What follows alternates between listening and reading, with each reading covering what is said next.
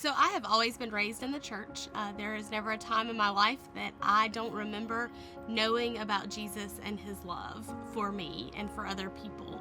And so I think I spent a lifetime in the church just sort of growing into what that love meant. My youth minister was the first person who told me I would be called into ordained ministry. I remember laughing at her and saying, absolutely not. I will teach Vacation Bible School, I will work in the church, but I am not going behind that pulpit. God will not call me into ordained ministry. And so I continued on to college and was pursuing a degree in biology, and God continued to wrestle with my heart.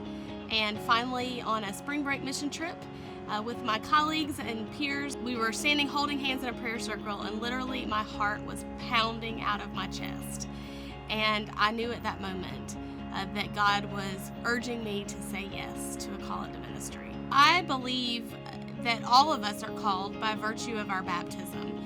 Each of us are called into ministry, and we have to find a way to live out our own calling. So I believe that God has given us gifts and talents, things that we're good at, things that we're hardwired for. And then I believe that God has placed passions on our hearts, things that just really get us excited and get us going.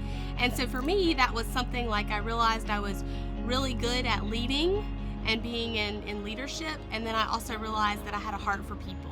And so those two things, a gift and a passion, merged together. So I think that you really have to spend time kind of searching and discerning for yourself. Like, what is it that I'm good at? What is it that gets me excited? What am I passionate about?